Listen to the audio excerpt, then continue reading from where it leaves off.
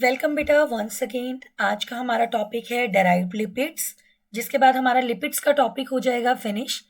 Derived lipids में हम कुछ जनरल इंफॉर्मेशन और कुछ फैक्ट्स के बारे में डिस्कस करेंगे which are very important from study point of view as well as from your knowledge point of view also. तो देखिए, जैसा कि बेटा इसका नेम है derived lipids, means they are not the actual lipids but they are the derivatives of lipids. तो ये lipid से डिराइव्ड होते हैं और इसमें मोस्ट कॉमन जो हम देखते हैं दैट इज आर स्टेरॉइड्स। किसके बारे में देखते हैं? स्टेरॉइड्स। तो देखिए, कई तरह के स्टेरॉइड्स हम यूज करते हैं, जिसमें पहला एक टर्म आती है स्टीरोल। कौन सी टर्म आती है? स्टीरोल। स्टीरोल क्या है? इट इज ए सब ग्रुप ऑफ स्टेरॉइड, मतलब ये एक स्टेरॉइड के ही अंदर आता है आपका स्टीरोल पार्ट, जिसमें एक हाइड्रोक्सिल ग्रुप प्रेजेंट होता है। देखिए this one, hydroxyl group at the third carbon of A chain.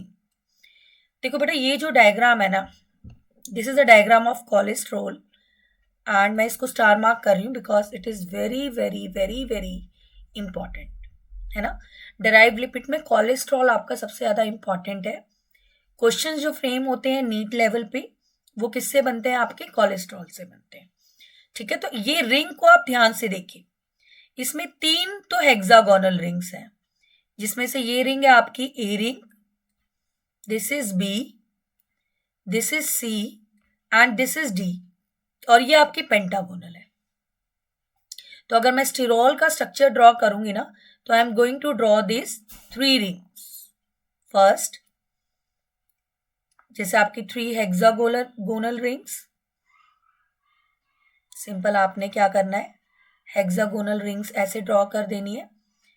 ये थर्ड हेक्सागोनल रिंग जो है वो ऊपर की तरफ ड्रॉ होगी एंड देन आपकी आएगी कौन सी? Pentagonal rings.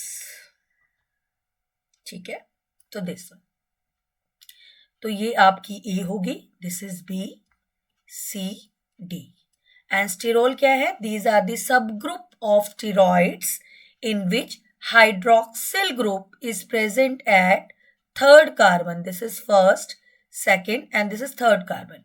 तो थर्ड कार्बन पे आपका क्या प्रेजेंट होता है? हाइड्रोक्सिल ग्रुप प्रेजेंट होता है। तो दिस इज अबाउट स्टेरॉल। और कौन से रिंग के ऊपर प्रेजेंट होता है?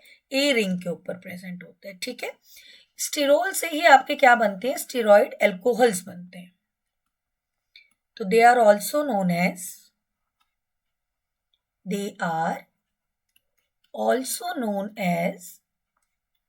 Steroid alcohol.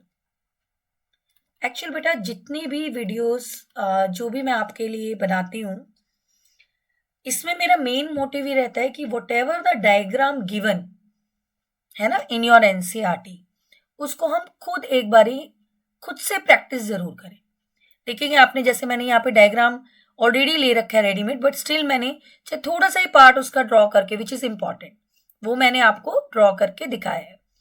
तो टेक्निक होती है, कभी भी हम किसी चीज को लर्न करना चाहते हैं तो एक सिस्टमैटिक वे में हम उसको लर्न करते हैं। तो मैंने आपको बताया जैसे कि आप इसको कैसे ध्यान रखोगे, 3 हेक्सागोनल रिंग्स, उसके बाद एक पेंटागोनल, और जो आपका थर्ड कार्बन है उस पर कौन सा ग्रुप है? हाइड्रोक्सिल ग्रुप है। तो दिस इज स्टेरॉल। और अगर उसके बाद देखिए, अगर आपको यहाँ पे ये जो चेन सी दिखाई दे रही है इस तरह की, then it comes into your cholesterol. ठीक है, जैसे cholesterol is a constituent of membrane, क्योंकि जितनी भी सेल मेम्ब्रेन्स होती है उसमें कोलेस्ट्रॉल प्रेजेंट होता है, and it is also the source of our steroid hormones. तो स्टीरोल के बारे में हमने देखा। ठीक है, तो स्टीरॉइड अल्कोहल को का ही एग्जाम्पल हम क्या देंगे यहाँ पे? द एग्जाम्पल इज आर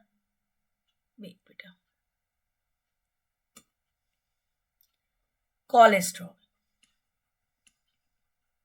ठीक है, तो स्टीरोल जो है वो हमारा स्टेरॉइड अल्कोहल भी कहा जाता है, जिसको हम कोलेस्ट्रॉल के थ्रू भी एक्सप्लेन कर सकते हैं। तो ये हमारी बॉडी में किससे जनरेट होता है? They are generated in living system, they are generated in living system from acetyl CoA।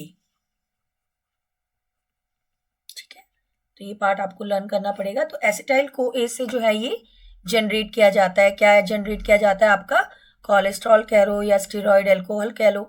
ठीक है बेटा। इसके अलावा स्टेरॉइड्स में और क्या क्या आते हैं? देखिए, जितने भी हमारे सेक्स हार्मोन्स हैं, मेल हार्मोन कौन सा है? सबको पता है, दैट इज अ टेस्टोस्टेरोन, है ना। इसी तरीके से फीमेल हार्मोन्स कौन कौन से आपके? Estrogen as well as progesterone. तो बेटा ये जितने भी आपके सेक्स हार्मोन्स हैं, they all are steroid in nature, steroid के ही डेरिवेटिव्स हैं।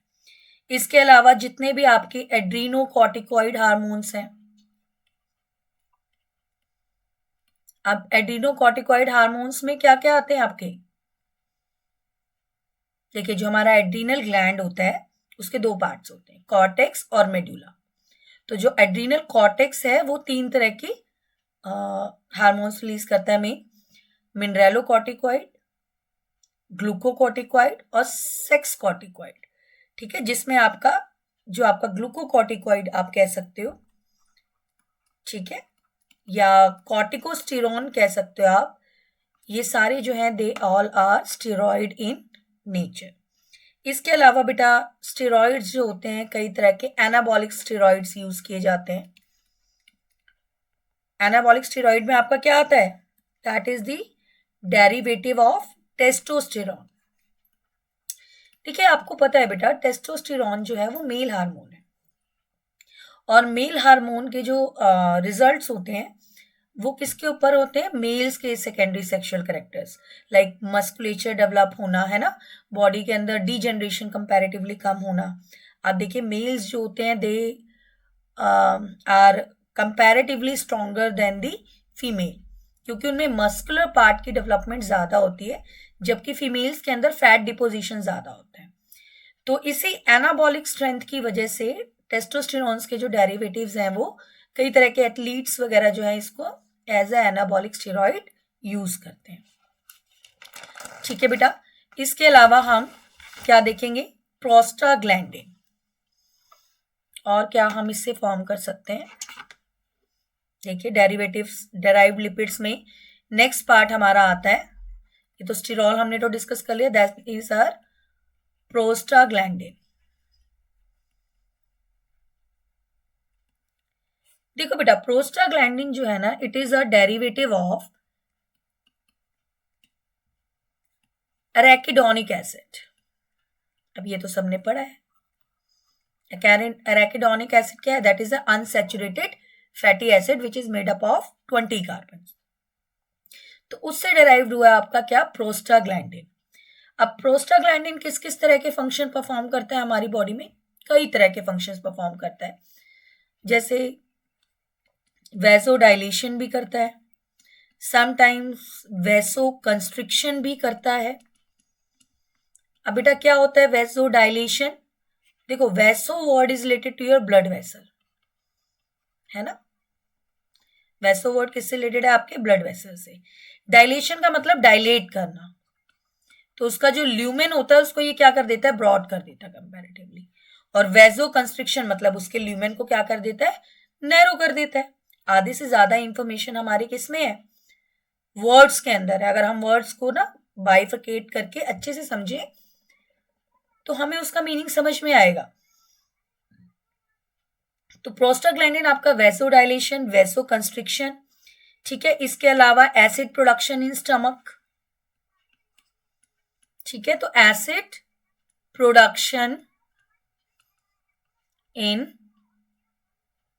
स्टमक, एक सेकेंड गानो,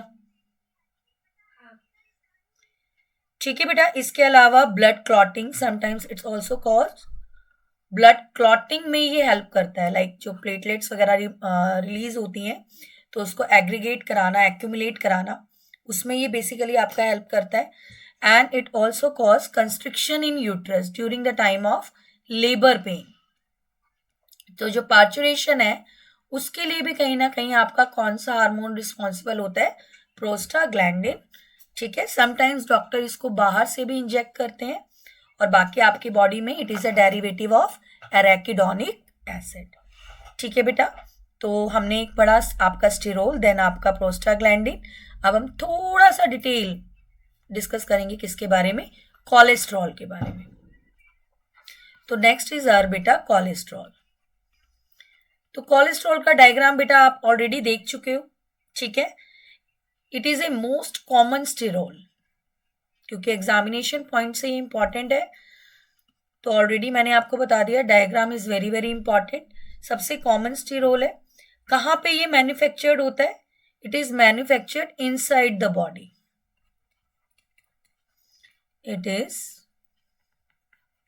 मैन्युफैक्चर्ड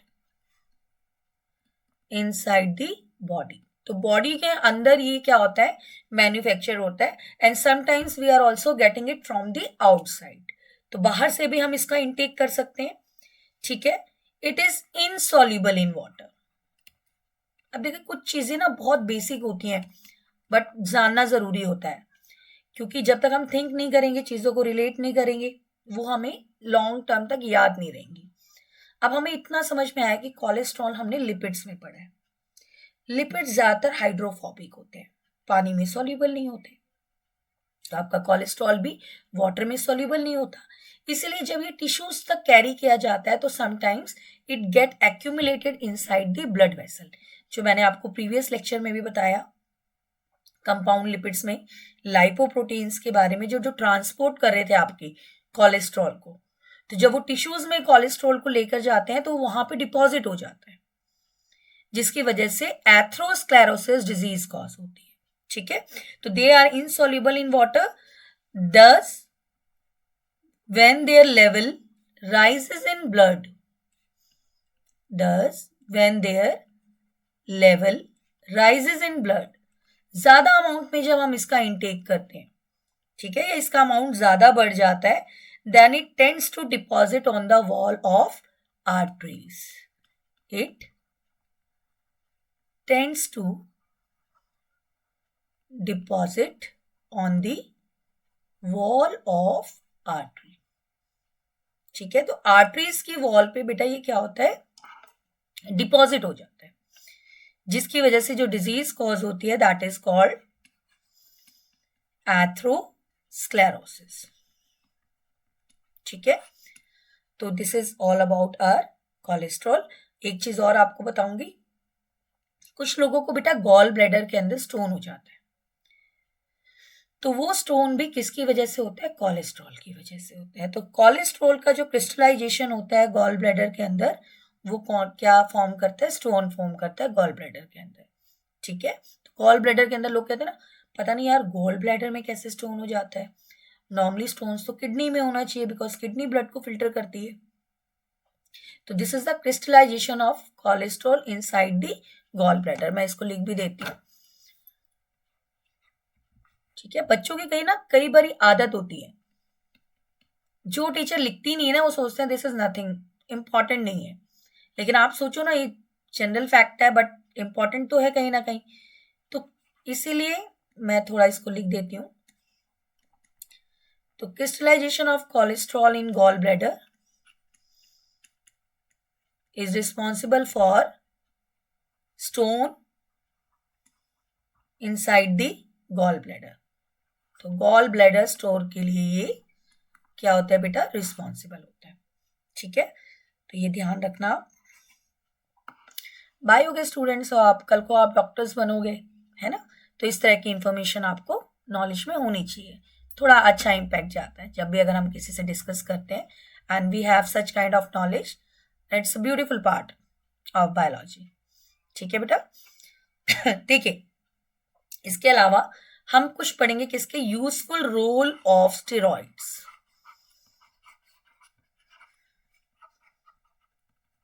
तो what are the role of steroids. तो देखो मैंने आपको ऑलरेडी बताया कि जो कोलेस्ट्रॉल है बेसिकली क्या है बेटा, cholesterol, it is the precursor of steroid.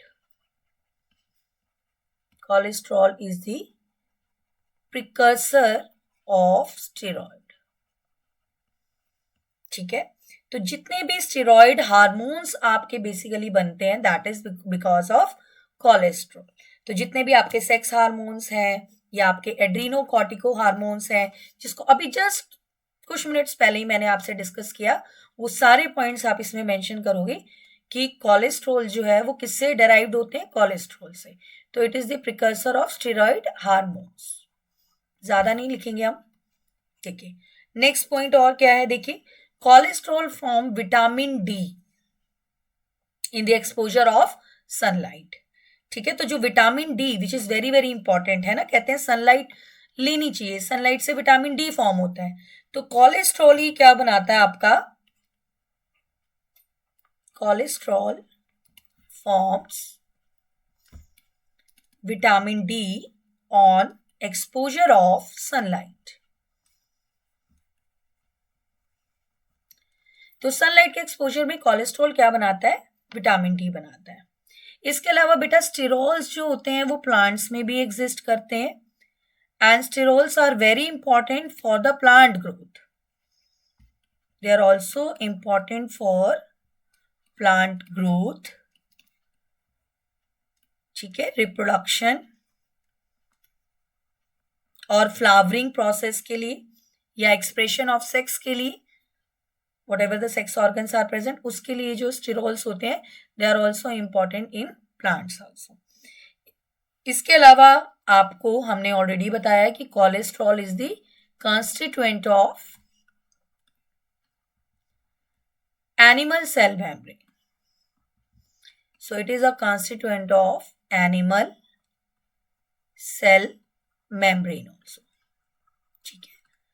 तो it is also a constituent of animal cell membrane. कई बारी बेटा थोड़ा सा हैंड राइटिंग मेरी बिकॉज जब हम लिखने का मन नहीं करता ना तो हमारी राइटिंग कुछ ऐसी आती है, ठीक है। तो आई होप आपको समझ में आ रहा होगा।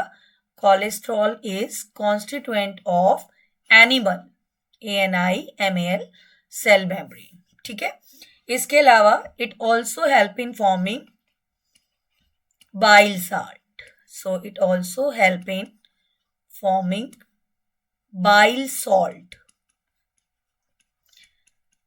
अब आपने देखे होंगे ना, बाइल पिगमेंट्स होते हैं, बाइल सॉल्ट्स होते हैं बाइल जूस में, तो उसको फॉर्म करने में भी कोलेस्ट्रॉल हेल्प करता है। जितनी भी आपकी बेटा बर्थ कंट्रोल पिल्स हैं, they also contain what, steroid hormones.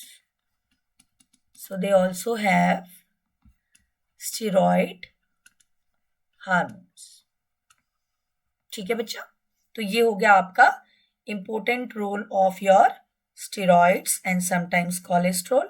इसके अलावा कुछ चीजें बेटा हम नोट करके रखेंगे, बिकॉज 11th के साथ साथ जो बच्चे 12th की प्रिपरेशन कर रहे हैं उनको पता है कि एक इंपॉर्टेंट टॉपिक आता है उसमें,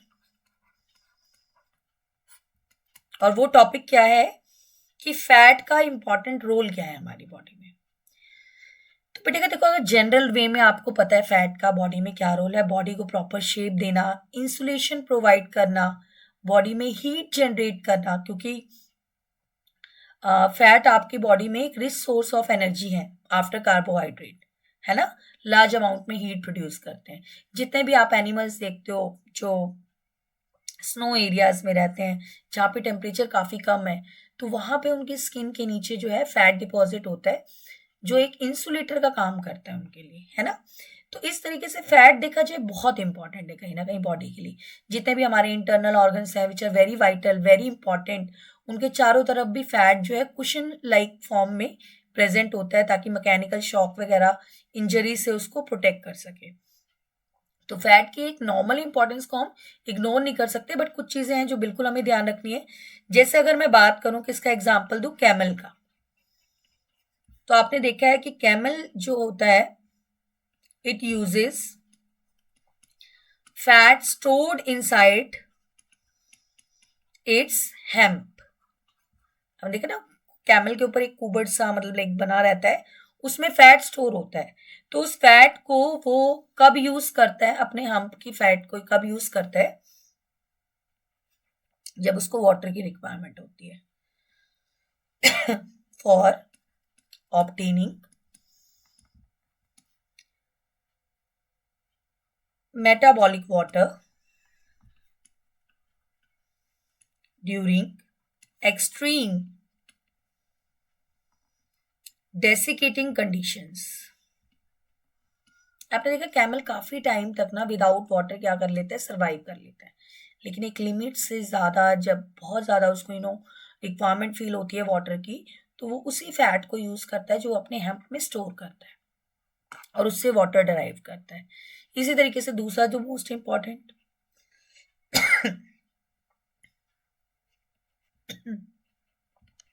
एग्जाम्पल है बेटा डेजर्ट रैट का। सॉरी, तो डेजर्ट एनिमल्स भी जो होते हैं, they also use fat as a source of metabolic water. ठीक है बेटा। तो यहाँ के लिए इतना ही। Thank you, have a nice day.